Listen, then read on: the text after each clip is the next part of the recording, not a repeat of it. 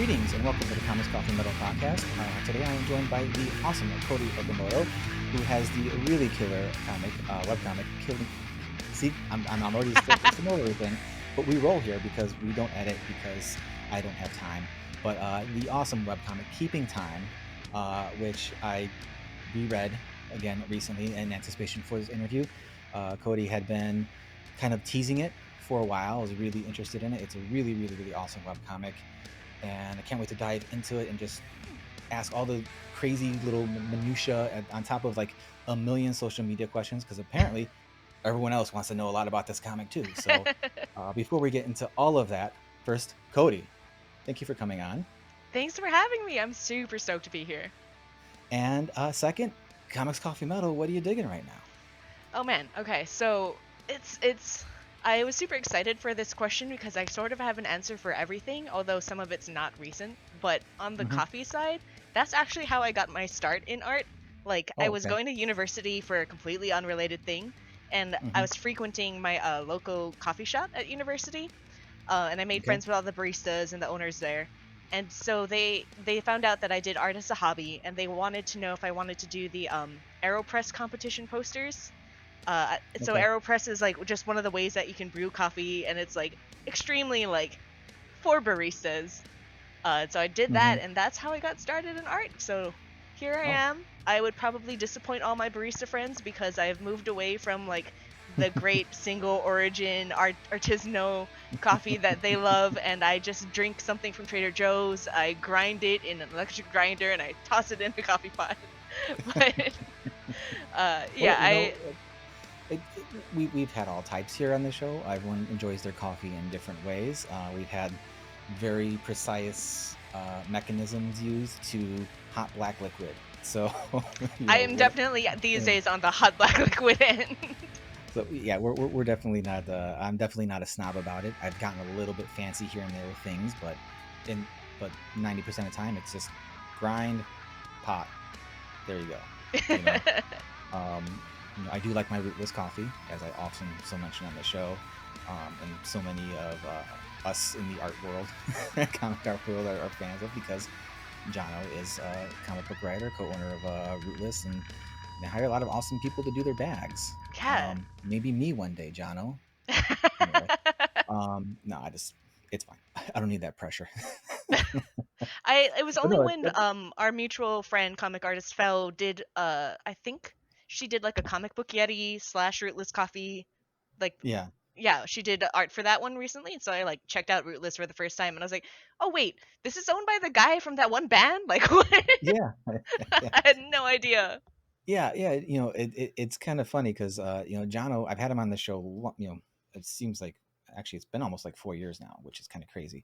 But he's one of those people who are like just immensely talented, because not only is he like a talented writer, drummer, and smart person about coffee and things like that.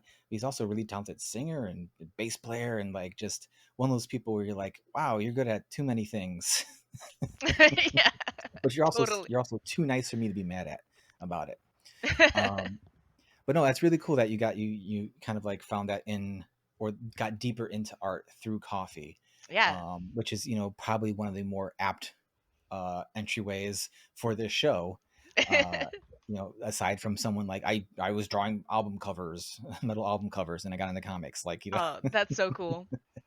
Yeah. or something like that. But that's awesome. So you kind of like stick with like a Trader Joe's. It's whatever's kind of like on Whatever's nice sale and thing, cheap. or do you have like your specific, at least a specific blend you like to get? Or I feel like it's a blend, and I'm picturing the tube that it comes in. It's not even like a package or a cart. That's just like a cylindrical tube, and there's a toucan on it. So toucan, toucan art, Trader Joe's coffee. That's where I'm at these days.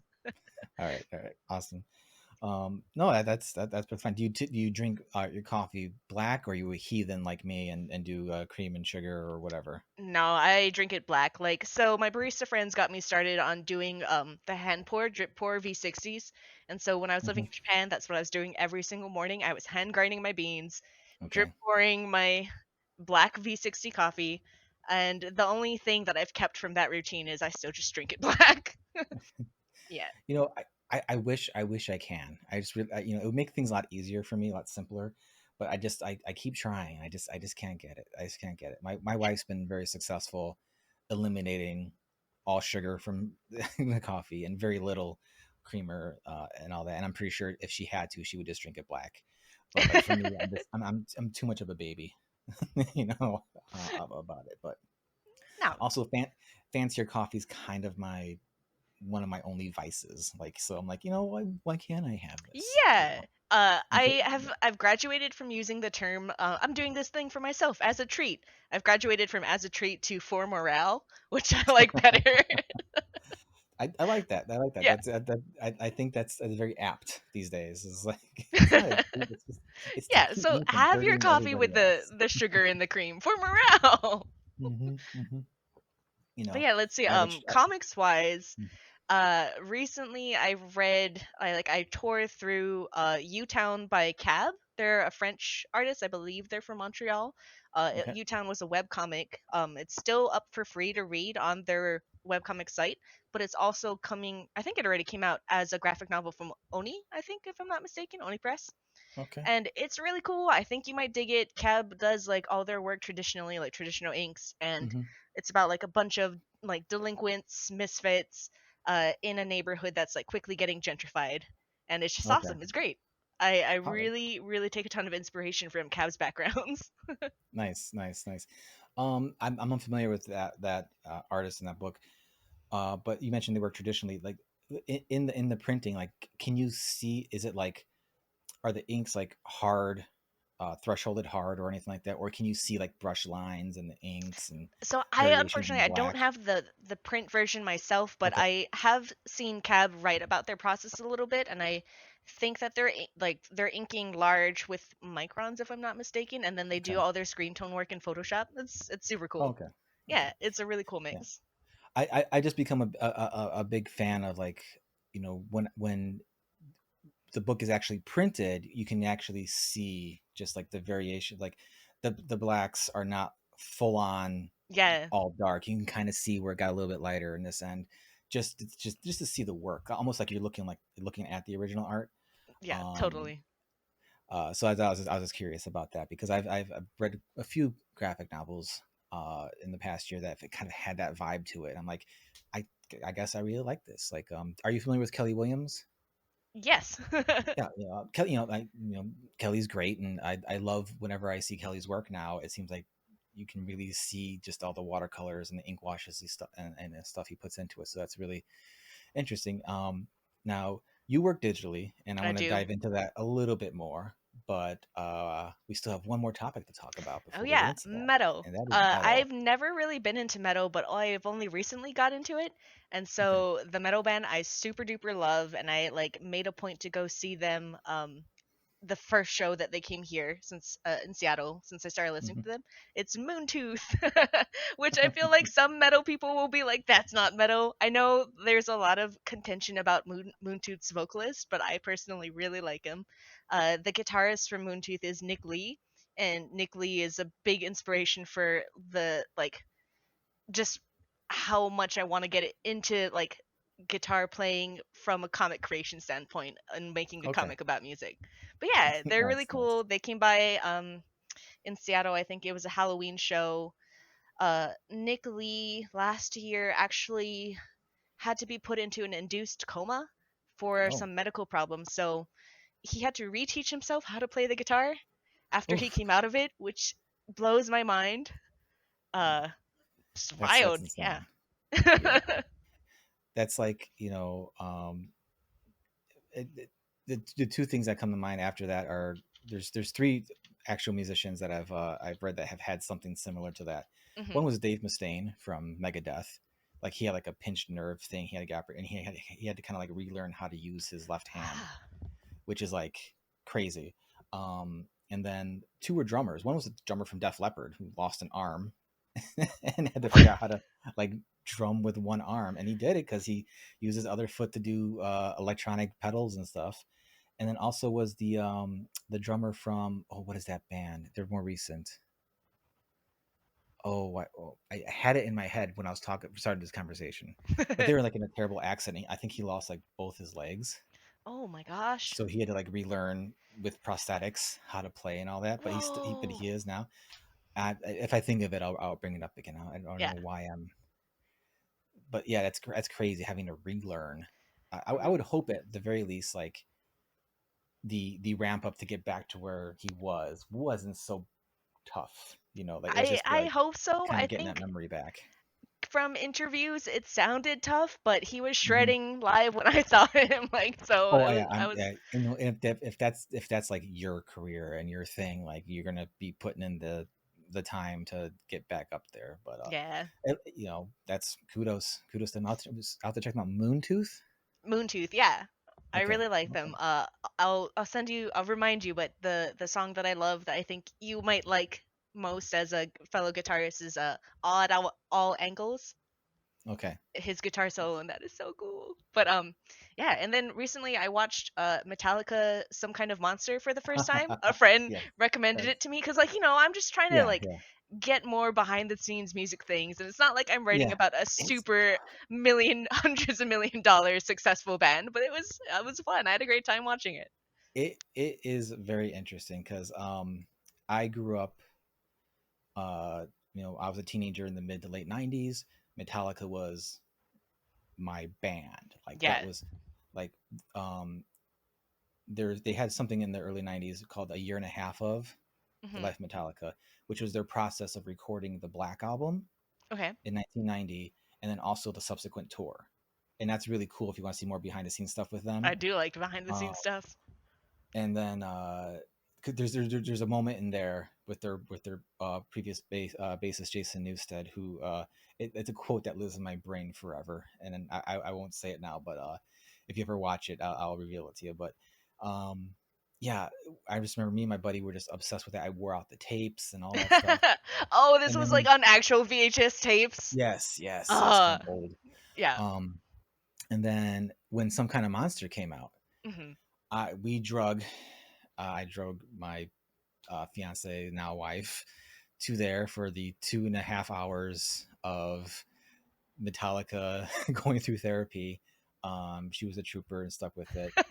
Um, as much as I love Metallica, I never need to see Lars at a 30-foot screen chewing gum. That's I don't think anyone needs that in their life ever again. But no, that was a really interesting documentary because Jason Newsted, their previous bassist, was like my main inspiration for picking up music. So Is when he the one he that left the left? That band, was kind of the whole like catalyst for theme. all Yes, everything for that. coming Yeah. down, Okay, I'm and following. so that era was really interesting to me. Because I'm like, what's going to happen? Like, what are they going to do? And I love Robert Trujillo. He's amazing. He's great. And for me, it's like watching. Like sometimes I'll just go on YouTube and I'll pull up the clip of the auditions Yeah. because watching his audition and like the lead up to him being selected, that does the same thing to my brain as like watching the audience reaction to Cap picking up Thor's hammer in Endgame, Yeah. Yeah. that Yeah. video or whatever it is. I Like that's the love that same for you. thing for me because I know they probably edited it more into his favor, but like it just seemed like, oh yeah, this is the guy. This is the Yeah, guy. and like the way that they were talking about him, they're like he's playing it like nobody else can play it. He's like going at this Yeah, like yeah, the yeah. speed or something that it hasn't been played since the drummer Yeah, before Newsted, or yeah. not the bassist rather. Yeah, he was pretty much a contemporary of theirs. He's a little bit younger than them, but he he didn't need them. Like he was already well successful with other bands. He Like could have been Ozzy Osbourne, I Ozzy's. think they mentioned. Yeah, he could have been Yeah, Ozzy's bass player for life. You know, and that was really cool because I think that summer Jason Newsted played bass for Ozzy I on think they tour, mentioned it. They like he's yeah. which I wish I would have saw because that would have been cool. Because I never saw him live, and then he doesn't do much metal stuff now. I think he's trying to get Mm. back into it again, but I would love to see him live one day. But yeah, besides the point, that's quite a feat to put on, Some Kind of Monster. It's very interesting. I remember they got a lot of flack for that when it came out, Like but I don't have looking back strong now, opinion. it's like, yeah, Yeah, like go ahead. I've never had really strong opinions on Metallica just because I wasn't much of a metal person. Like I was a kid when Lars versus Napster was going down. So when Yeah, that was yeah, brought up, I was like, oh, I remember that. Everybody yeah. hated him. And like, Hmm. now that we're in the streaming era and artists are like earning fractions of pennies per stream, it's like I guess he was kind of right. I kind of want to make a shirt that just says Lars was right. Yeah. You know? But Um, yeah, yeah, and like so it was just really cool. Like I came into it knowing the names but not really having like faces to put to the names of the Metallica people, and it was just yeah, yeah, way more therapy than I was expecting to be in a yeah. Metallica documentary. Yeah, it was kind of nuts. And I've and stuff that's come out after that, has been like a little bit more revealing, just because like, they really framed it like that, like the doctor was kind of like honing in on them. Mhm. Though apparently, I don't know how true this is, but apparently that was like supposed to be like part of his process to make them break away and then Hmm. go on their own. Like basically, like, I'm gonna get too close, and then I that's when you're gonna be ready to like, we got this. Oh, Because I see. apparently, it came out like they were still like having sessions with him off and Yeah. on for a couple years after all that. So, and if anything, it was a good thing that all happened, because like even now these days, like there's clips of James in front of thousands of people. James fucking Hetfield, the Riff Lord, talking about how he was having anxiety that day about coming on stage, and but the bandmates, they all talked it out, and they came, like just talking about mental health and all that. And it's like, Yeah. that's pretty cool. That's a you, cool you know change. Yeah, so yeah, I forgot where my thought was going, but I've remembered it now that you've said yeah, that. It was like, so I've never had strong opinions on Metallica one way or another, but I thought it was pretty cool how vulnerable and willing to show just fucking awful sides of yeah, themselves yeah, publicly in that documentary. So it was like, dang. yeah. And if anything, everyone just kind of walked away from there feeling like, man, poor Kirk. Had to deal with all that shit. Kirk's like the most laid back of all of them. Like, he's like, just want to make some music, guys, and surf. That was Like, my that's what. takeaway to my friend who recommended the doc to me. I was like, oh, I really like Kirk. Yeah, I've said it before. Like, he's like if I can ever somehow finagle a way to get him on the show, I would just end the podcast there. Uh, Like, that would be the go pinnacle, out because on the Kirk he's bang. a big comic nerd too, because he's a big old EC horror comics nerd and stuff like that. And Oh, I think nice. he's he's involved in some sort of comic thing recently with Dark Horse. I think it might be something else, but Hmm. anyway, besides the point. That's cool that you watched it. Hopefully you've liked some Metallica at the end of I it, mean, I've or always liked like the super popular ones, so now it's like okay, Mhm. time to like revisit. Like, Yeah, yeah, yeah. That's the thing I like most about Metallica, is the fact that everyone's like, oh, they've changed their sound so much. I'm like, I like that. Like, I like the fact that if I want something that's just fast and loud, I got that. If I want something that's more mellow and bluesy, I got that. If I want yeah. something that sounds terrible, but I just like the energy, I got Saint Anger. It's just all these things that they have the gamut of things you can listen to. Though I don't listen to them much often, just because I've listened to them so much in my life, I kind of don't need to anymore. Right. though though it's coming back, because they do put out live videos a lot, like pro shot level live videos on their YouTube channel a lot. So I will like go watch For Whom the Bell Tolls live for the 50,000th time, for the 50,000th different version of it or whatever. But oh, that's awesome. I would definitely want to go check out that band you mentioned, Moontooth. At first, a Yeah. second, I thought you said Beartooth for a second. I'm like, no, they're metal. People consider them metal, but Moontooth, I'll have to check that out. That's awesome. So let's just jump right into some social media questions, Oh yeah, because we got sure. this. I hear there's a lot. Thank you, everybody. Like, and a lot of you, I mentioned this to Kody before the show. A lot of you put forth a few questions that I wanted to ask, which is nice, because I wanted to know these, and I'm glad you want to know these answers too. I'll try to go in some sort of reasonable order, but keeping on topic with your recent post about having to draw a bunch of chairs. This is from good old Mark Ostack, who I need to Hey. get on the show proper one day.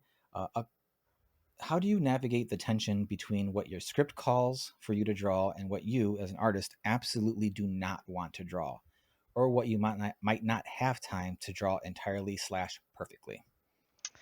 I feel like Well, first of all, thank you, Mark. For those who don't know, Mark is a comic writer, a pal of ours, Yeah. and he's also the editor on Keeping Time. So Oh, he's okay. not, yeah, he doesn't do like he's not super hands on. Basically, like I'll pretty much script everything and I'll send it to him, and he'll make notes of like dialogue that could be better served by like changing it a little bit, or Hmm. he helps on the big overarching themes. But after that, he's not much involved in the process. So if any like page panels are weird, if the page as a whole reads bad, that's all me. That's not Mark. But to kind of answer Mark's question, it's like it this is my first time where I'm the writer on a comic that I'm going to draw. Up until Yeah. this point, I've just been the artist, so I've been I've been drawing someone else's script. And I when I'm the like writing for myself, I don't have any sympathy for the future me that's going to have to deal with it. It's just like this shot's going to be cool. This is what I want it to look like. You're Future ruthless. you deal with it. Hmm. So I feel like Yeah. I don't have much choice to deal with the tension but to just grin and bear it. It's like, yeah, I'm doing this to myself. I did it to myself earlier. I'm doing it to myself now. Yeah, I can definitely say from my perspective, I haven't written too much for myself, but the things I have, and even when I'm just like I get a lot of freedom with Evie and the Helsings from Steve. Hmm. So, I if I want to do a big crowd shot, like he doesn't ask me to do a big crowd shot unless it's unless it's 100% necessary. But things like that where it's like I bring up crowd shots because that's kind of the thing we all kind of dread a bit. But it's also 100%. a thing like when we actually just sit down and get it done and do it, it's like, yeah, this looks cool. Like, Yeah. I think it's very much the that kind of that meme of like me sowing, yeah, me reaping, ah, what the fuck, like Totally. it's very much that because we know what when we're writing something like this is going to look cool, this is the visual we want, this is going to look really awesome, and then like you got to draw it and you're like, oh god, why did I Yeah. do this? But I think once I think for the most part, all artists kind of writer artists kind of like get over that idea quick and like, it's what's best for this. Like I'm laying Yeah. out the latest issue of Evie and Housings now, and I'm like, yeah, the shot's gotta be wider. I gotta get more people in here. I can't have all like medium shots and and of course, what they say, especially like busy scenes, like when in doubt, black it out. But Yeah. but for the most part, like the aforementioned chairs in that one panel, it just adds that little bit of extra, even though we know the readers aren't going to like sit down and pour over it. There's going to be the portion of people who are going to appreciate that, Yeah. and the reader is going to appreciate it whether they notice it or not because it's just going to be part of the package. It's going to set the mood of the place. um, which brings me to my first comment about keeping time is that I really like how you manage to keep the line art clean, but but it's not sterile. It's not just like it doesn't feel like just a bunch of straight lines and no uh, textures or nothing because everything feels like it's a place. It feels like a real place, a lived in place. Um, and do you do you find yourself like pulling back a bit from like adding like maybe too much like you know grit or grime or anything like that because that's my own personal problem. like I'm like, oh, I think I made this place look too messed up, or scale it back, or is that just kind of like you know uh, your general like approach for everything, if that makes sense? yeah. Well, first of all, thank you. That's so kind of you to say. That makes me super happy to hear because, like, I don't really think of myself as an artist. I always used to think of myself as a painter. Before I Hmm. started doing comics, like I could really only think in form and value. I really struggled to use line at all. Like it always looked Okay. stiff, it always looked sterile. There was no movement to it. So it's something I've been really like working on because that's I don't know, it's the art that I like to look at. Even though like painting Yeah. is like my comfort zone, it's not what I want to do anymore. Hmm. So but as far as like if I'm adding too much grit and too much texture, I wouldn't say it's grit so much that I was adding, but I was definitely going overboard with like realistic lighting. So there's actually exists the first 11 of pages of Keeping Time that looks completely different from its current iteration, because I was Yeah. doing like my illustrative painting style of coloring every page, and each panel looked great, looks cool, Hmm. looks like an animation still. As a page, looks terrible, just not aesthetically pleasing to look at as a comic Yeah. unit. And so somewhere after that first 11 pages, I was like, man, I got to change it up. So I went and I've started doing just like more a flatter style of coloring. So it's Hmm. just, like a base color, maybe like a single shadow or a single highlight tone. And I feel like that's how I'm getting away from doing too much, is really really scraping Yeah. back and paring down to the coloring. Yeah. Well, I'm glad to hear that, you've really taken the time and thought about like the whole page as opposed to the one panel. Because it's evident in the book, because the coloring is still great. It still tells a lot of the story, and there's definitely those painterly like accents and flourishes I can see in the colors that really add to the line art and all that, that I think is a really nice touch. So it's really good to hear that that's was something like you kind of figured out early on. Like, no, it looks great as is, but doesn't work as the whole. Yeah. Which it always sucks when you have to kind of like redo something, but it's always for the best. Yeah. I don't think I've ever redrawn anything or redone anything that was like worse because of it. Yeah. Yeah. Um, we'll keep rolling with the questions because we still got so many. From uh, pal Luke. Uh, Luke, I'm pretty sure I've said your last name correctly before, but I'm sorry if I butcher it. But Luke Nakashoji, Hmm. Hmm. he wants to know, Kody, you've mentioned having old versions of Daniel. I'm sorry, they want to know. Uh, Kody, you've mentioned having old versions of Daniel and Denver over the years. How many different iterations of these characters have you had? What contributed to your decision that these versions were the ones? Now, I realize reading this question, if anyone's just listening to this, not knowing what keeping time is, they're gonna be like, "Who the hell are you talking about?" So let's stop right now and Yeah. say, Kody, what the hell is keeping time? Oh yeah. Keeping Time is my webcomic that is, I fondly call it a bummer of a romance. But like the romance is really just a thin excuse for me to pour like all of my nostalgia for coming of age in the 2000s, all of my Mhm. feelings about music, all of my feelings about gender, and then all of my feelings about being raised Asian diaspora. Like, so it's all of those things in ostensibly a romance package between Denver, he's a Southside Irish guy in Chicago, and Daniel, a Japanese American who used to be friends in high school but have had a falling out that we're not super sure what it is, but we do know it involves the death of Daniel's sister, Alex. Um, and they're reuniting now in their early 20s, and they're gonna be in a band together, even though it's probably a terrible idea. And I will say before we get back to Luke's question is, um, the webcomic started recently. There's Hmm. a good, I think, 2 chapters Yeah. completed so far, and out for everybody to read. And you really do capture that kind of feel of like those mid 90s to like mid 2000s, like kind of like those coming of age movies. To me, it kind of feels a lot more like the mid 90s kind of stuff. Like Hmm. there's a few movies I remember seeing whose names I obviously cannot remember at this point because I'm too old to remember these things, but it has that kind of feeling of this like, the kind of listlessness, but also like anything's possible Yeah, like I of totally of that feel you. of Like, that of that age.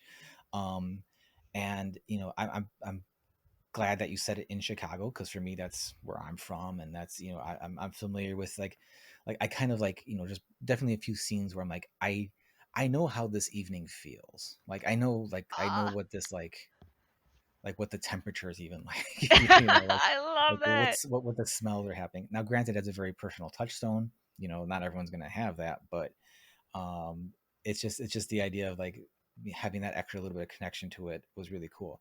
But to get back to Luke's question, so what made you think of like these versions of the Oh characters were yeah. like the ones that are to start telling the story? So these characters, they've like grown and evolved with me, like when they first started, Denver was like a little stuffed animal that I had that had like Dragon Ball powers. And then when I It first could started change. drawing, I couldn't draw animals, so I had to draw all my stuffed animals as humans. So that was like the first iteration of Denver. Daniel started off as a Neopet, like, and then they used to be like role play characters. I would write short stories about them. I would like there was at one point in high school I had a really ambitious dream to start my own roleplay forum. If like Sin City had just come out and I was obsessed with the song that was used in the trailer in Sin City. I can't tell Okay. you what it's called now. I think it might be no, yes I can. Of course I can. Cells by the Servant. And so I just Okay. wanted to like create like a dark and gritty world. And so like I don't know, I've set them in a bunch of different scenarios over the years. Didn't touch them for years. And then when I realized like, hi, I kind of want to do a comic that's 100% my own, or like, that I'm not Mhm. just the artist on. I was like, well, I've got these characters, I've got themes that I've been working with these characters. Now it's time to like sit down and figure out a story and what I want to do Yes. with those themes. So I'm Awesome. pretty Awesome. excited, yeah, with how it came together and where it's going to end up. Cool. Cool. So, and I'm going to keep the social media question train rolling because we're in the keeping time discussion. So let's go. This is from uh, Melly Millie on Blue Sky. Um, they uh, they have two questions. Or she has two questions. Why did you choose the webcomic format for keeping time, which is Mhm. something I wanted to know as well?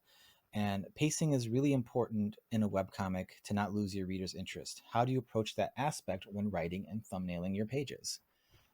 Ah, great questions. Thank you, Melly Millie. I think that's my friend Amelie. Um, Yes, yes, sorry. yeah. So the first question was why webcomic? And when I Yeah. set out to want to do my own comic, I really only had two options in my mind. I was like, this isn't really a story that I think would do well direct market wise, so I'm not super interested in Hmm. pursuing that. So if anything, I would want to do traditional publishing. And I do have like a literary agent, and it's like, Hmm. I could go that route, try to sell, like query the story, see Yeah. if a publisher wants to buy it, do all that. But I kind of wasn't super stoked on the idea of having a lot of editorial feedback, which is also Okay. why Mark Stack, my current editor, is perfect Yeah. for Yeah. being so casual and laid back. Um, so the other option available to me was webcomic, and because that way I could have full creative control. I Hmm. wouldn't have a timeline I would need to be stressing about because I am probably the world's slowest artist. I know lots of artists feel that way, but trust me, I'm slower than you. I don't know. I might be. We'll see. We'll see. We'll see. But It's not a competition because we all lose. yeah, I'm just horrendously slow. So I knew that even like 3 years from a publisher to work on something, I knew I wasn't gonna make it. So the webcomic, Mhm. being on my own schedule, being in charge of my own schedule, that was so much more appealing. And then ultimately, that's how I think why I went that way. And I had like so many great webcomics to kind of look to as models that went from webcomics to eventually getting published traditionally, like Yeah. Lore Olympus or Covenant Mhm. by Exploded Kid. And it's like, maybe I could do that. Yeah. No, And then for Amelie yeah, asked for about sure. pacing too, right? I feel like that's something I'm Yeah. a little bit worse at. I I'm kind of worried because right now I'm on a once a week update for keeping time, Hmm. and I kind of wish I was still on twice a week. But if I were to do twice a week, I would run out of finished pages in like December. And Yeah. again, I'm slow, so I don't know how quickly I would Yeah. be able to put out new pages once I run through the buffer of pages I have completed. Yeah. Uh, so I do kind of worry about pacing, but I basically just treat it like a regular print comic. Like I just think about page turns. Yeah.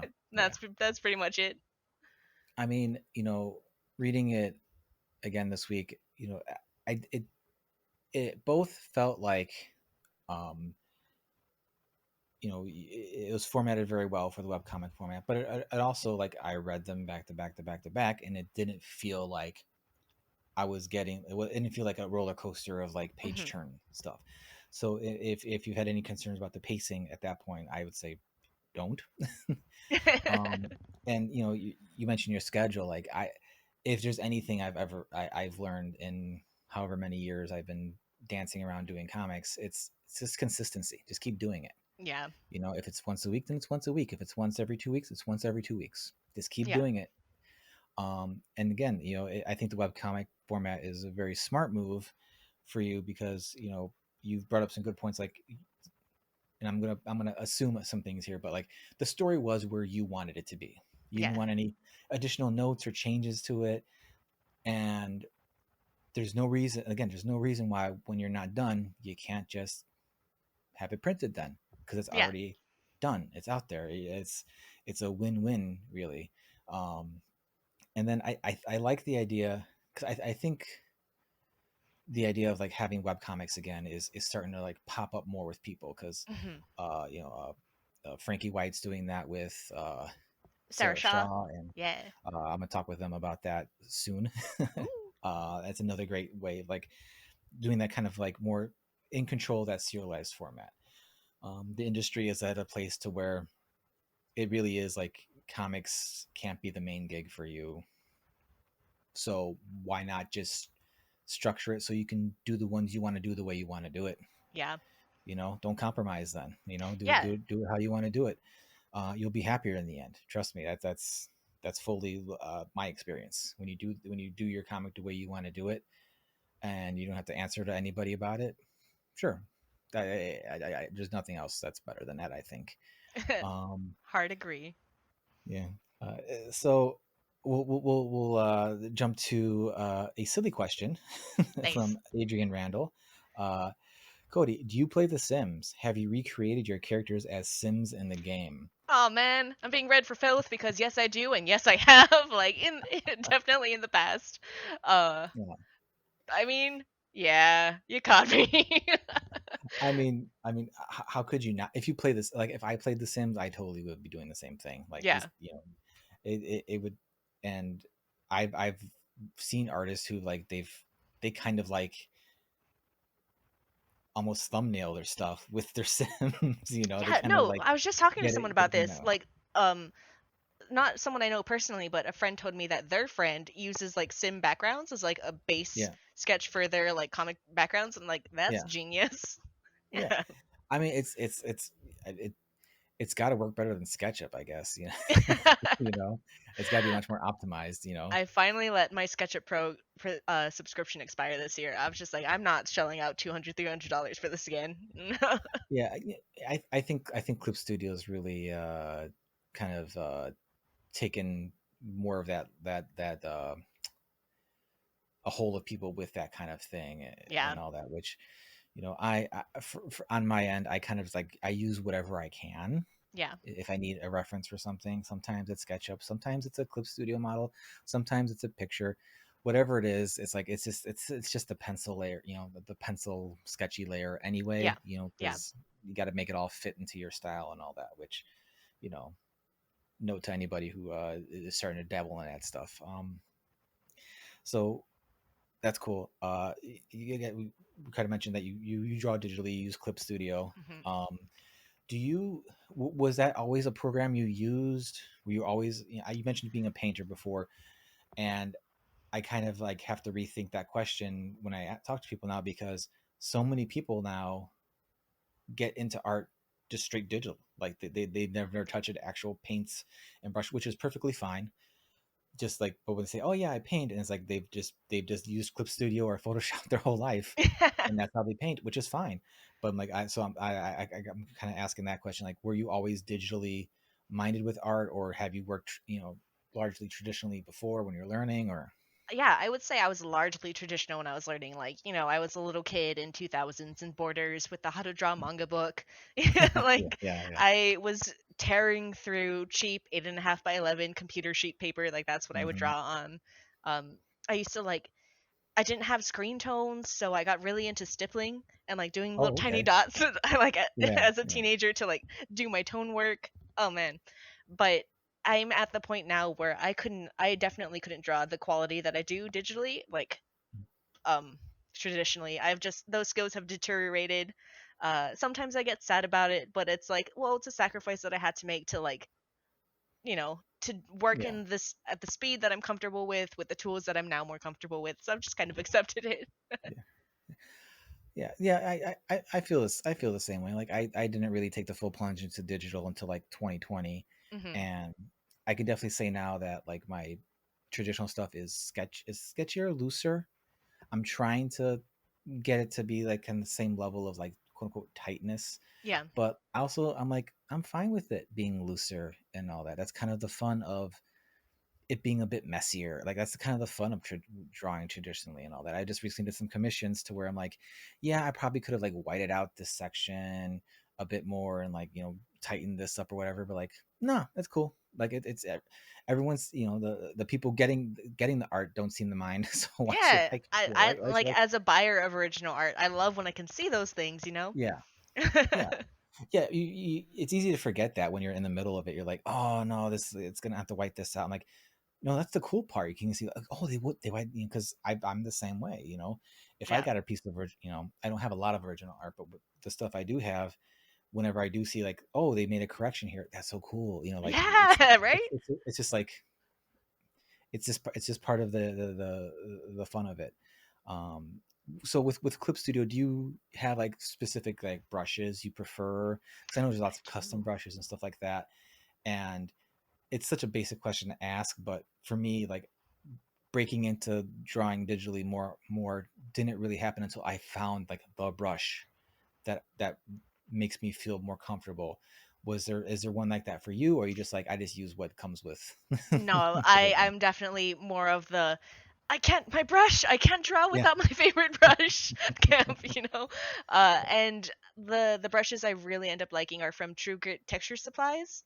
Okay. Uh, Yeah, I've heard a lot yeah, about them. Yeah. yeah. Which if you're a member of the Cartoonist Cooperative, you get a discount. Sorry, I'm the benefits coordinator for the Cartoonist Cooperative, and I got us that partnership with True Good Texture. So any chance I get to mention it, but yeah, Hey. like no, it's just like people. There are some people who are like brushes don't matter, but it's like they kind of do though. Like they just feel different, they behave Yeah. differently. Um, I don't even know where I got the brush that I use for the line art on Keeping Time, but it just feels right to me. Like it's got that Yeah. right amount of grit to it. Hmm. The right amount of like it Yeah. reacts to the pressure that I want to put down. Yeah. Yeah. It's fine. It's no, I totally get that.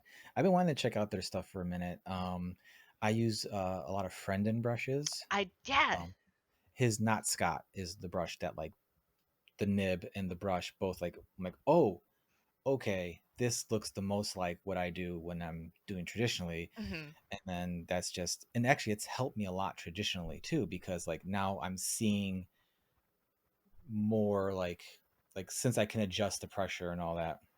So I'm very heavy handed. Same. So now when I am drawing traditionally, I'm like I have that visual touchstone of like, no, I'm gonna lighten up the hand down.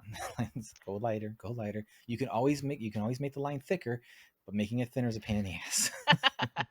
so go light the first time. But no, that's good. No, and you know what? I'll fully support Cartoonist Co-op, and I'm happy to put down links to them in the show notes. Anything that helps cartoonists and all that, and especially discounts on brushes. Like, come on. Yeah. Come get And your I've kind of discounts. gotten into like making my own brushes too, which is really fun. Yeah. And it's definitely a rabbit hole to go down to for sure. Because Yeah. there's been a few where, um, like it's just like you're endlessly tweaking it. And I'm like, I should be drawing something right now. No one's gonna use this but me. And so yeah, it's definitely like that. But that's awesome. We have some great questions from Amalis Rosa, Yay. who uh well, again, great question. So let's roll right into it. I like this one because this one ties into the origins of Denver, and that is, if Denver and Daniel were animals, what animal would they be? Denver would definitely be a dog. That's, I gotta shout out to his very start as a little stuffed dog, and I think Daniel would be a cat for sure. And Denver's got like a dog theme running. He's got like a dog skull neck tattoo, and Hmm. his Yeah, finger knuckles say "bad dog." they definitely have those vibes. Those Yeah. characters are definitely like uh, Denver's got the golden retriever My mission vibe. accomplished. That's what I was set out to do. And Daniel is definitely the skittish cat Yeah, like the house cat doesn't want to go that outside. that yeah exactly. Um, and then also, Amalis asks, Kody, how do you approach the early 2000s era? Just from memory, or do you search archives for music, clothes, architecture, etc.? That's such a good question. Thanks, Amalis. And I want to mention and shout out Amalis because she's in New York right now doing a Mm-hmm. research trip for her own graphic novel, which is Okay. set in the early 2000s. Oh wow. Um, Okay. and like I really wanted to go and hang out with her, but I just couldn't Hmm. swing the airfare, and I had like a doctor's appointment, and I was super bummed. Yeah. But yeah, I am doing the 2000s mostly from memory with some references thrown in and some knowing anachronisms. Like I'm not gonna get everything perfect. Like Hmm. if I put in an iPod that wasn't released until 2009, please don't get too mad. I hope that doesn't ruin anyone's suspension of disbelief. Technically, But they would have probably, if they wanted that much storage, you would have had a Zune. Like, no, it's fine. but It's fine. there was like the guitar that I first wanted to give Denver, which I at this point the name escapes me, but I realized that brand didn't. No, I think maybe it was the bass I wanted to give Steph. It didn't exist back then. Um, Oh, okay. I don't remember what I ended up giving Steph. I think it's like the brand before it, but it's like, dang, yeah, like there's certain things where I'm really trying to make sure it's era appropriate, and there's other Okay. things where I'm just like, this looks cooler to me. Like it's the 2000s through like the lens of my memory and my like tastes now. It's not the 2000s as it was, and I'm not trying to set out to be super accurate. Just the way that's similar Yeah. how I'm approaching the Chicago setting, like because I don't live there, I'm trying to make it feel familiar to folks who are Yeah. intimately familiar with Chicago without bogging myself down with too much specificity because I don't want anyone to be like, you can't take that L line from that station to this station. Like, Like, I can, I can appreciate when someone really like wants accuracy and hmm does everything perfectly to like the T with it. But I will never ever feel like it's 100% necessary, because the most important, I think, for things like this, especially this, a comic like this, a story like this, is the vibes. yeah, And it's such a weird, it's such a like a silly word to you to attach to something like that, but it is true. It's like, does this just feel right? Like the time, yeah, like, okay, this iPod was on, but who cares? Like, it's fine. The idea of what that represents is what's more important. um so no, that I think that's the way I would want to approach it myself. yeah, And with my own, with even the housings, like ours is, we're in LA, but it's not LA. It's yeah, just yeah, like that idea of that kind of city, and things that happen in that time. And because also like just the way the music is and stuff like that, and all that. So I think I like the way you're doing, because that's the way I would do it, and I think it's uh correct, and I'm not biased in any way, shape, or form about that. um so and then well, this was Amalis's last question, but I think the question before that was more apt for the last question. But uh what was how'd you come up with the name, and what is, and why keeping time? I know why. I can tell why, because I'm a musician, but I think it's very clever as well. oh, thank you. So what led you to that being the title? Yeah, so when I started writing Keeping Time, like I tend to like doing stories that have some sort of flashback aspect. It would often pop up when I would like write short stories. So I still wanted to use that mechanic, but at some point I read the novel All the Birds Singing by Evie Wilde, who's an Australian writer, and Okay. she did one chapter would be in the present, in a normal timeline moving forward, and the next chapter would be in the past in a timeline moving backward. And I was like, Okay. this is brilliant. This is sort of what I wanted to do with my comic. I wonder if it could work in a comic. And so that's eventually Hmm. what I've ended up doing. So, we've got scenes that are alternating in a present timeline going forward, and flashbacks that as they move back, you're going to get continually further back into time. So, that time aspect was Yeah. big. So when Mark and I brainstormed the name Keeping Time, it was like, oh, that's perfect. Like, in music you have to keep time. In this Yeah. comic, we got yeah, let's Yeah. do Yeah. that. For anyone who might not be music minded, keeping time is essentially like just keeping the time of the song, the beat, the hmm 1, 2, 3, 4, or if you're in off time signatures, but that's going down a rabbit hole. Um, so yeah, I think that in this dealing with the flashback and all that stuff, I think that's a very clever title to have, and I'm kind of like almost, if I had to be upset about anything, I'm like kind of upset, like, man, I wish I thought of that. It's a good one. Um, so just checking our social media questions just to make sure we're keeping on the keeping time topic. Um, you know what? We have one from the great Leslie Julian. Uh, how did you Leslie. come up with the names of the boys? Oh no. It just So was. my like my system for naming people is like I'm a little like I don't know, a magpie, and I collect neat names of people that I've met over the years. Yeah, And just the names, not like the personalities or their appearances, but just like that's a cool name. I really like that name. So I yeah. went to high school with a guy named Denver. Okay. Um uh, I feel like it's okay to say this. His last name is Bronco, so his parents really did that. Denver Bronco. Oh Real boy. guy I went to high school with. Shout out Denver. I know you're not gonna see Oh, this. Hope you're good, I hope he's dude. had a good life. I hope he's had a good life. Oh, Yeah. man. He was the older brother of one of my like good friends. But yeah, he was a couple years older than me in high school. But I love that name. It was so cool. It's like, oh, I didn't know you could name people after places. And then Daniel was another name that of like another older brother of a friend of mine, and it's just one of my favorite guy names. Like I just really liked, I just really liked it. Nice, nice. Um, I don't immediately associate it with it, but when I think of the name Denver, I think of this cartoon from when I was younger called Denver the Last Dinosaur. And it's got a real earworm of a theme song on there. And I'm not going to even attempt to sing I'm it, gonna but if you immediately want to look this Google up. it or YouTube it one day, I do so on with extreme caution because it is a really dumb theme song, but it will be stuck in your head whenever you think of Denver. And I don't know if I want to put that on you, but it is definitely like something that pops up occasionally in my brain. Uh, we did have one more question. What was it? Um,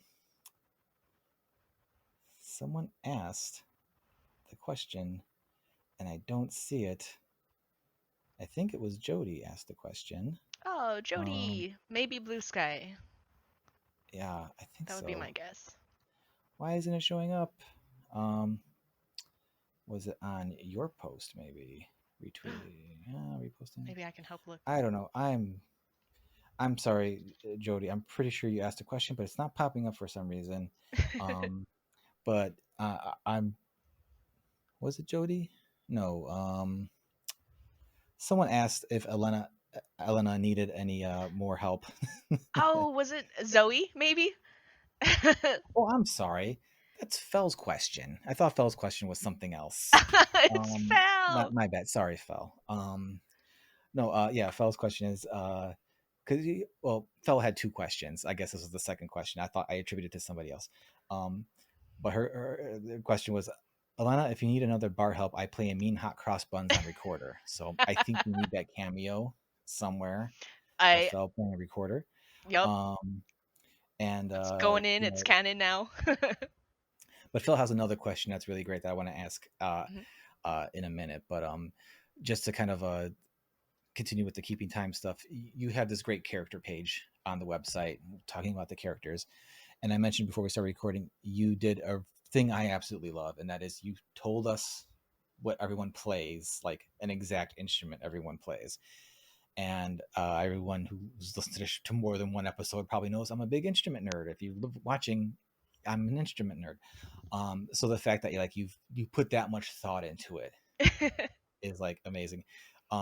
And so I'm surprised I haven't asked yet, but like, do you like actively play guitar now or Nope. bass or piano, or that's just something you're interested in doing? So you're kind of like just I getting in. in eighth Yeah. grade I had like a little like Fender. It must have been a junior. It was smaller than like a full adult bass.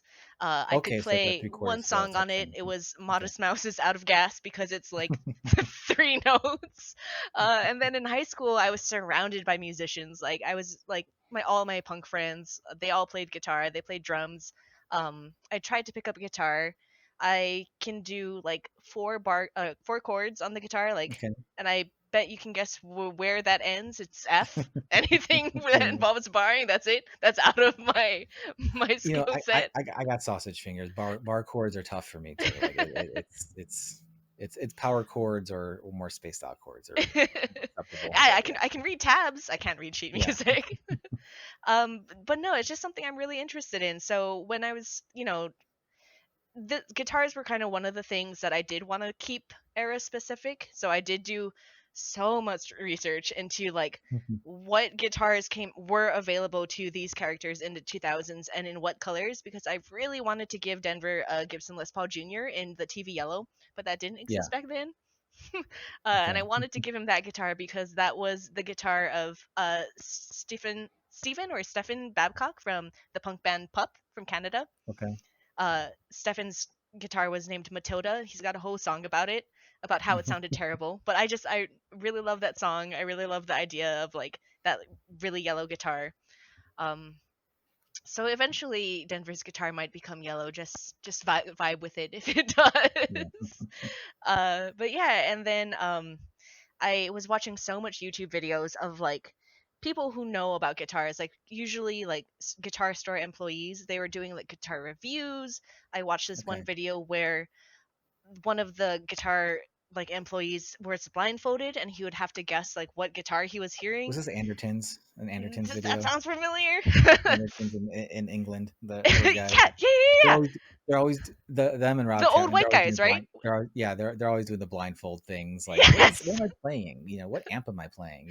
Yes, Yeah. yes, it was those guys. And like, so like though like that sort of like ancillary knowledge Hmm. was kind of helping me form these ideas of like what guitars would these guys have, and also what was the price range of these guitars, because I think that might be more important because they're Yeah. Yeah. broke 20-year-olds. But Yeah. yeah, Yeah. so I did as much research as I could as someone who can't actually play an electric guitar and only knows the very bare minimum about electric guitars.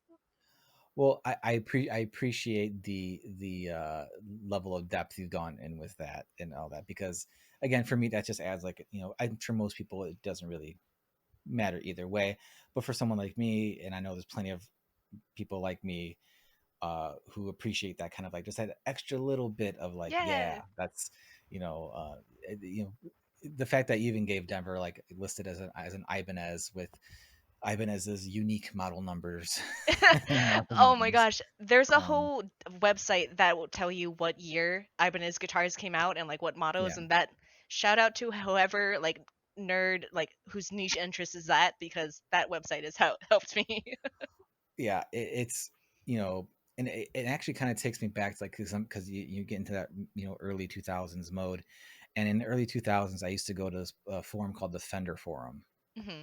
where is this bunch of people talking about Fender guitars, and I'm like a 20 year old guy like talking about this because the characters are my age, so you know, and I'm talking to like these basically like people like my age and older at the time, who are just like super like nerdy about like don't buy that your bass because they use this wood from this forest over here and it doesn't have the same tonal properties as I'm like, all right, like you play like in a cover band like twice a year at the local bar. I love your enthusiasm, but like you are way too amped up about this right now.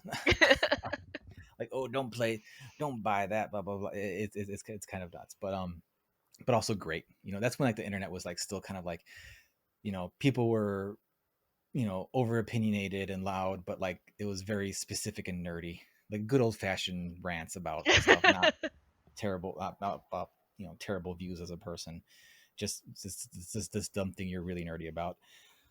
But yeah, I really appreciate that. And then, even with like the basses, because I started off as a bass player, and then the fact that you Yeah, have like a carven bass so for stuff that on is it. the Yeah. brand. Carvin, I think, became something else. Um, Yeah, they went out of business. I don't know what Carvin, because Carvin went out of business, and then um, because I think who bought? I think PV bought Carvin. and it and I only know this because like I stumbled down a rabbit hole of like Yeah, those. It's kind of sounds similar to the Fender Forum you mentioned. It was like yeah, just like guitarists and bassists playing guitars and bass at what seems to be like the Comic Con for guitars. And man, so I watched a yeah. video of the Archspire bassist playing like this Oh, beast okay. of an eight string Oh God, yeah, bass. And yeah, whatever that bass was that he was playing, that was the brand. Where I was like, oh, the cool. That'll be the yeah. brand that I'll give Steph. And then it was like, nope, that brand didn't exist yet. It was Carbon, Carbon back then. uh, oh, I'll have to check that out. Because there's like I think there's like Framus, there's Warwick. Warwick's been around forever though. Framus is part of Warwick. See, I'm gonna have to go down that rabbit hole myself now for this. Um, yeah, because yeah, I know Carvin was like kind of like the viewed as, at least when I was coming up, like the more gentlemanly bass players bass. I You know, like love that extra detail. you played jazz, you played blues, but you could also play some rock with it, you know. Yeah. um but yeah, it's yeah, it's a nice little throwback, or shout out to me, because yeah, it's definitely it enhances the vibe of it, and all that. But I Yeah. do appreciate that. And I do hope you can find your way back to making music, and or learning more guitar and stuff, because it's never been easier these days. And instruments, good finding a good instrument has never been cheaper. hmm Yeah, one of my big And regrets is I have an acoustic guitar. It's just at home in Mhm, Hawaii. I could never mhm. find the time or space to bring it Yeah, up, and I that's one of my biggest regrets. I would love to play yeah. my six chords I can play. I I can mean, get pretty far with those I mean, chords. all this ridiculousness behind me. There's like one guitar back here. I think it's this one right here. That The black one, or the blue? the black one here, like Yeah, the yeah, yeah. real, that's my Solar guitar. That's like the one. That's like the most expensive guitar I've ever bought, and that one probably cost as much as the rest of those combined. Wow. And that's not to say that was that expensive. It's just those were that cheap. That's Yeah. that's so cool. Yeah.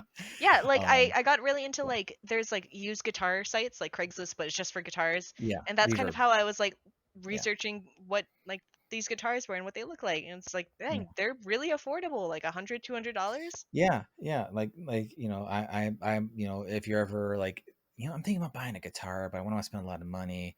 Like I am more than happy to point you in the right direction, point you I'll into probably some take you up on directions, that. uh, to do that, because there's definitely a few companies out there that, well, it's just the way manufacturing has progressed. Like it used to be like overseas companies, like you certain countries, like, oh, if it came from this country, it was definitely a higher quality than if it came from this country. Now it's like it doesn't matter, because CNC, routing machines and stuff like that, everything's like it. The real kicker now is like what happens after it's like built and assembled. Like what's the quality control after that, the finish work hmm on it. And even then, that's gotten ridiculously good for ridiculously cheap guitars, and it's kind of insane. But I will talk about that all day, obviously. Um, so let's get back to you. Um, Leslie had some more great questions, as long as along with Fel, and but I will cap off the main keeping time discussion with Amalis's last question, and that's also the question that I think we're all gonna have, and that is, who can I send my therapy bills to this when the story breaks my heart? Do we send them Not to me. Mark? Tell you what. Yeah, We'll let's send do them to Mark. Mark. We'll Send send him them to to Mark. Mark. Send him to Mark. Mark's There a you go. teacher. That's close enough to a therapist. There you go. Next up, again, Leslie has some great questions, so I'll Awesome. jump right into it. Favorite music related movie that isn't a biopic? That's a good one. I like that Um, question. I am panicking, and the only movie that's coming to mind right now is High Fidelity. I think that's one of the cute, like John Cusack and Jack Black, who, Yeah. Jack Black. But um, yeah, I don't know. I think that's the most recent music movie I watched, and I Mhm. watched it for the first time like just a couple years ago. Like, there's a whole bunch of '90s and 2000s movies that I totally missed when they were coming Mhm. out. Um, other movies, music. Uh, nope, just High Fidelity. That's the only one. I mean, honestly, I think we can all afford to give Jack back a little bit of a break here. I whatever the current feeling about him is. I'm sure there's a lot more to it, to what it Yeah. is, and I don't want to throw the baby out with the bathwater on that one, but um, also because you can't deny that School of Rock is not like one of like the That would best, probably be my other one. That's one most of my fun movies. favorites. It's one of those movies that like I've only learned to like I Oh, liked it when I saw it, but even over time as I've become a parent, as like yeah. I'm like as my kids haven't like jumped into music fully yet, but like the anticipation of like, oh, if they do, like just that added idea of like the kids learning the music, and it's hard not to like feel like that's just like one of the best one of those classics that I think people should really I think it gets its due because lots of people remember it fondly. But yeah, I think for me, if I had to answer that question, that would be my answer, because I I guess Some Kind of Monster is considered kind of a biopic-ish type film when you talk to me. as you're talking about School of Rock, I just remembered and I'm changing my answer. It's out on Netflix right now. Metal Lords. Have you seen it? I've been wanting to watch it. I have not gotten to it yet. I heard it's really fun though. I thought it was really fun. Okay. It has the vibe of like a 90s movie to me, except it's set in like modern Yeah. times. Yeah. Yeah. Uh I really enjoyed it. It felt like a throwback. Well, I'll make sure it's back on the list for all that. I'm always hesitant about those kinds of movies because um I don't want it to be like too cartoonish about the metal stuff or whatever, but Mhm. also it's like it is kind of ridiculous, a lot of it. Mhm. So it's like but I've heard nothing but like good things about the movie. So I definitely need to up that up. Um, Again, Leslie, with do you have a favorite fictional band? um I think I do, and I think it's the band from Scott Pilgrim, Sex Bomb. Okay. Looks like the bomb. Okay. I wasn't into Scott Pilgrim at all when it was coming out, and Hmm. when it was like at the top of the zeitgeist in like the 2010s or like late 2000s. I was just like, Hmm. fake manga. I'm too cool for that. And like, my bad, Brian Lee O'Malley, Scott Pilgrim rules. I actually went back and I read it recently.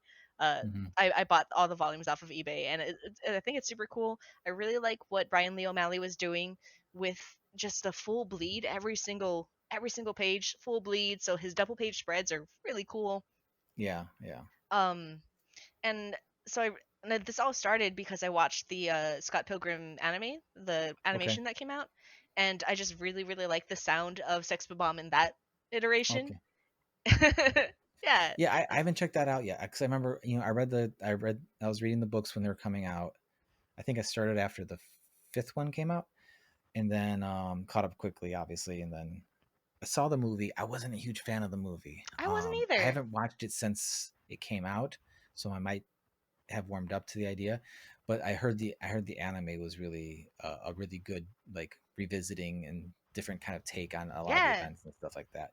So once again, I'll have to bump that up on my list of things to do, or put on, because my kids start school soon and both are going to be in full-time school, so I'm going to have like solid More 6 hours of my time. day now to draw, so I can probably add some more things to the entertainment list now. um, and then and I was answered by question anyway because it's my podcast and I can answer the questions too. um, Yeah. I can't answer my own book, so I can't say Evie and the Helsings, even though that would be my answer. Uh, but I will say, and I understand uh, how cringy it might be or whatever, but I don't know, something about Steel Dragon from Rockstar, the Rockstar movie. Um, One, because I know it's not actually Mark Wahlberg singing, so I can be like fine with that. It's the guy from Firehouse, but just something about it. I don't know, Yeah. something about that, but a couple of her tunes that still stick in my head, and that's I more than I haven't can say seen, about a but lot I'm of fictional gathering from bands. context clues it's Mark Wahlberg in a band called Steel Dragon.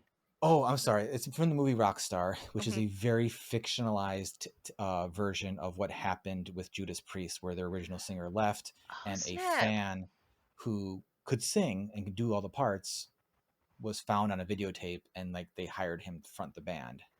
Whoa. But it's also a very like cheesy fictional tape, but the band consists of like some actual musicians. The drummer is Jason Bonham, John Bonham's son from Zeppelin. The Mhm. other guitar player is Zach Wild.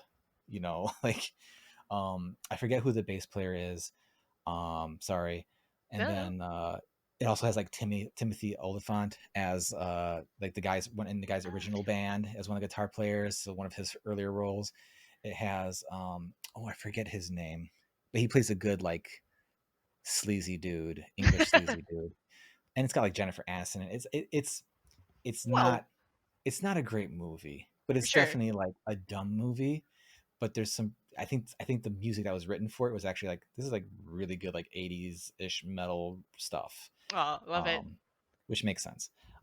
So if yeah if you're like I'm looking for something dumb but maybe a little fun and you don't mind some Mark Wahlberg stuff, you know I think it's worth checking out. And then, because again, the internet was intent on doing my job for me, Leslie has one more question. Thank you, Leslie. Uh, what is your earliest musical memory? Oh man. I think it was me in kindergarten wanting to buy the Spice Girls album. The white one with like the colored, I think it's just Spice font. I think it's Spice World, Yeah, maybe. Spice font. Yep. Right around the time Yeah, the movie came out. yeah, probably. I think that's my earliest memory. I yeah, I think little 5-year-old me was really into Spice Girls. Well, What's there you go. yours? My, God, I struggle to think of what I would consider my earliest actual musical memory. It Hmm. had to be some '80s synth pop hit or something that was some movie I was watching that Yeah. probably some Cyndi Lauper song I would imagine, because we had um, growing up. My dad did the thing where if you slip the cable guy the extra cash, you get all the channels. So that on top of being largely unsupervised, it led to a lot of inappropriate things of being viewed, but also just like you would see everything. So like, what's this movie? And you just have it on or whatever. So I'm Yeah, pretty yeah, sure something like that in terms of like earliest musical memory to where like, oh, I like this. Um, it happened much later, but it was the Mortal Kombat soundtrack from the first oh, movie. yeah, yeah, yeah. And I've mentioned this before, but hopefully not too much for people.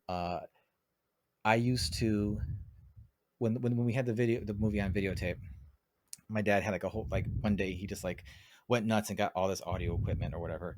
So I was actually able to record to tape from the VCR uh cassette tape. So I would Hmm. record the fight scenes because the music was playing during the fight scenes, and I would listen to that. So I'd be sitting on like in school and on a field trip on a bus or something, listening to the music, but also hearing like all this stuff. And for some reason, there was a song on the soundtrack called from KMFDM. Hmm. I Hmm. forget the name of the song on there, but it's the one that plays when Sonya Blade has her first fight.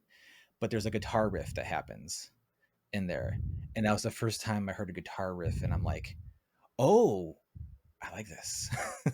This what is this thing? I like this thing. And then from then on, it was further flirtations with guitars, riffs, and stuff like that. And then Metallica came along into my life, and the rest that was Yeah. all she wrote. So yeah, I guess that would be it. That'll be That memory of yours really speaks to me because I did the exact same thing. I had Dragon Ball Z on VHS, I had a tape recorder, and I was tape recording the trailer for the Trunks saga because it okay. had a sick song that I wanted to listen to while I drew my fight scenes of my stuffed animals that were now humans because I couldn't draw stuffed animals. Yeah, and I'm not that I haven't already, but I'm gonna go off on a little tangent here. Um, see, you see, kids like this is what we had to do, you know, and because I didn't know I could go get the Mortal Kombat soundtrack. I could just go buy it and listen to the songs. Nor did I have to really have the money to do so. Like I had a couple bucks to go buy a cassette tape, but not like $20 to go buy a CD. Um, but even then, like when I actually like had the money to go get the CD, I couldn't find it anywhere. Right. And then iTunes came along, and it didn't show up on iTunes for the longest fucking time. And it was just one of those things where it's just like I learned early on to like, really appreciate having physical media. Yeah. And we get spoiled with it now, but like even then, like I still have all my CDs packed away. I've digitized them all, but like I still have them. I'm not getting rid of them. Yeah, same. Um, but like we had to search for things. Yeah, We and like really what had you to could buy appreciate it. was it was like limited to what your like Walmart or your Borders or your Yeah, Sam Goody brought in. And exactly. There was no greater defeat than when I rode all the way to Borders, looking for this particular CD because I knew the Best Buy didn't have it or whatever, and mhm. they had the slot for it, but it was sold out. Oh. And you're just like, ah. And I don't say this to say like we had it tougher. I'm saying this to say that it gave us a different type of appreciation for it, Yeah. that we can't really explain or like pass on in any other way to you. Same way with like looking up old comics, you Mhm. know, like back in the day, you had to like start at Spider-Man at like two issue 252. Like you couldn't just go back to like, oh, when did they relaunch? They didn't. Right. It was one to then. And then you would be reading and they'd be referencing something and be like, what are they talking about? A little asterisk. And then you go look at Yeah, the yeah, asterisk the and look at the editor's caption note. boxes. Oh, this happened in issue 142, editor. So then you're like, well, I gotta go find issue 142. So then you have to go back to the comic shop, find the old back issue, pray that it wasn't like $50 because it was a first appearance of somebody or whatever, and you can get it for like $1, and so on and so forth. And while I think there's definitely tons of advantages to have everything available now, it just it's just that feeling that you just can't explain to people. Yeah. Like searching for the thing was almost more enjoyable than reading it, or at least it made when you actually got it the appreciation of it. So It made the moment last longer, I think. yeah, because you had to live with these things for a while. Yeah. Like I saw someone mention this the other day. Like you would buy a CD and that was that's what you listened to for weeks, Mhm. months, even. Like that was your CD you listened to. And now it's just like, okay, I'm guilty of it myself. Like every Friday, I'll go see what's the new releases, and I'll scan through whatever, and like really no appreciation given, and that's something like I end up feeling guilty for because like I just don't sit down with it and enjoy it. Um, I know we have a little bit of a time limit here, and we're coming up on it, so I don't want to keep ranting about all that. Um, but I will say that to start wrapping things up, Keep You Time. It's just a fantastic book. I love the look of it. I love where the story's going. I'm glad that you're keeping it, consistent, but also not killing yourself. And that does lead to one final question from Fel, which is also a question I had, is about burnout. Like, how do you avoid burning out on a longer term project? Because um, I wish I had the answer to that for myself because it feels like it's just different for everybody and it feels Yeah. almost unavoidable. It's just, how do you manage working working with all that, especially as your self-proclaimed moniker of the world's slowest artist. I actually feel like I was going through a bit of burnout recently because I was really pushing to finish a huge chunk of pages that were really background heavy and without like letting myself take a breather. And after I Hmm. finished it, I was just spent. And it's like, I did it to myself, as we were saying. I'm my own manager here. There's no one to blame for it but me. Uh, but generally, this is the first time it's happened, and I've been working on this comic pretty much nonstop since May of last year. So I think, that's not bad. One instance of burnout Yeah. in just over a year. And I think the way that I've been dealing with it is like, if I don't feel like working or if I feel like slacking off a little bit, I let myself. Like I think that's really the privilege and the luxury of going the webcomic route of like not having hard deadlines I Hmm. have to meet. And I think, if you're able to do that, even if you're doing a work for hire job, if you can build in enough deadline time that your deadline is set for your pace at your 30% and not your 100%, then you'll be in such a good spot because you're not going to be able to give 100% every single day. So I No. feel like if No. you can pace yourself at what am I going to get done at 30% of my productivity in a day, then Yeah. hopefully, you'll have extra time. Yeah. There's always been the time you got to grind, but it can't be all the time, Yeah. and I think it's really difficult for all of us to remember, especially when, if you're short on time, if you don't have a limit, if you're working another job or Mhm. two other jobs, or going to school, or doing Yeah. all these things, or you're just trying to get everything done, or like it's very important to do that, because I'm right now on a break from drawings, things like I'm still like laying out the next issue of Evie and all that, but I'm like, I don't have a deadline in front of me right now, Yeah. and I needed that, and I needed to do that because you're just it's inevitable you'll get burnt out from time to time, but when you don't have any time to recover on top of that, Yeah. so even if you like you build in time, that's important, but you also there's also the inevitability of sometimes that's just not going to happen, Mhm. but you still got to do that. You can't just keep grinding a day in and day out, because that's how unfortunately people start developing negative physical reactions to things, Yeah. and people have passed away from just doing too much and not taking care of themselves, you know and it could be as little as just giving yourself just a half hour of the day, even just to like do something where you're not working or taking care of yourself somehow.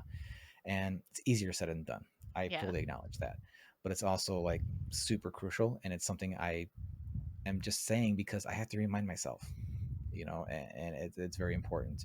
I'm lucky enough to have a support system to where uh, my lovely wife will bonk me on the head when I'm doing too much, and saying, take care of yourself, dummy.